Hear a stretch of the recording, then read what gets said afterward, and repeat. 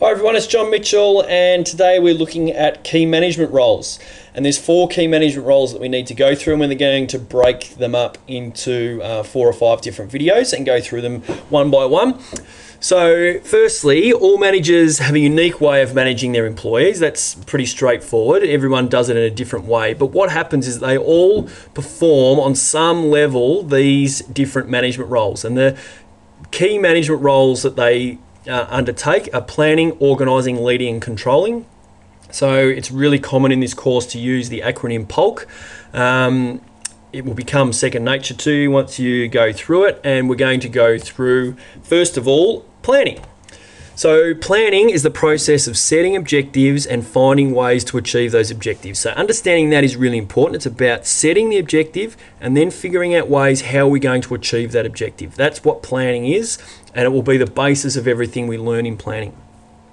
Now, if you think back to an earlier video, we went through different objectives and we went through a vision statement and mission statement. So it's important that all plans, so every type of planning, should be aligned with the organisation's vision and mission statements. That is really crucial because remember, at the end of the day, that is what we're trying to achieve as an organisation. And no matter what level of manager is making or undertaking planning, every plan must have some link to an organisation achieving its overall vision or mission statement. That's really important. Planning is carried out by all levels of managers, whether they be senior, middle or lower level managers, and we're going to go through the types of planning that each manager undertakes.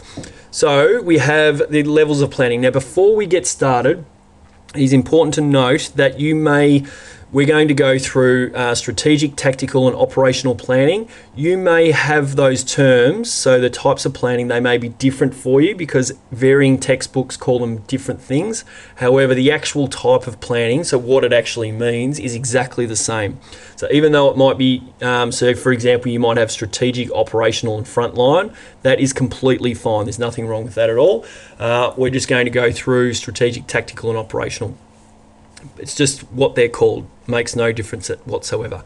So first of all, strategic planning is long-term planning spanning 3 to 5 years and is conducted by senior managers. So it's the big picture type planning, so the futuristic type planning where we're giving the direction of the organisation. So some examples, it could be a major change in structure or expanding into new areas over the next 5 years. Some things that it takes extended periods of time to succeed. Next is tactical planning, which is medium-term planning spanning 1 to 2 years and is conducted by middle managers.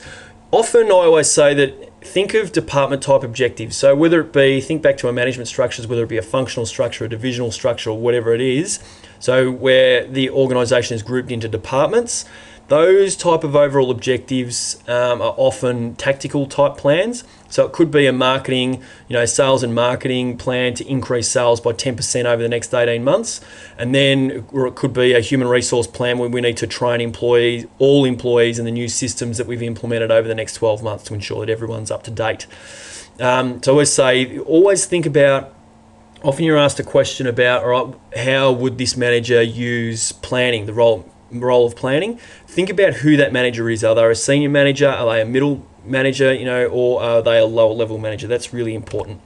So operational planning is the short-term planning, day-to-day planning, can be up to a year type planning. It's conducted by lower management. And I've got some examples there of setting a daily budget and planning a daily roster.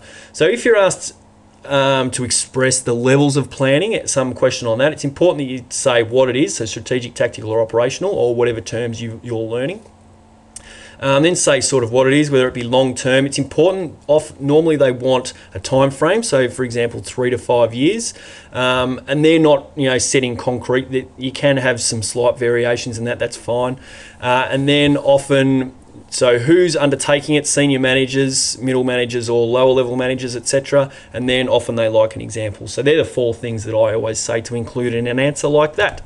So just to recap, planning is where managers set objectives and work out ways to achieve them.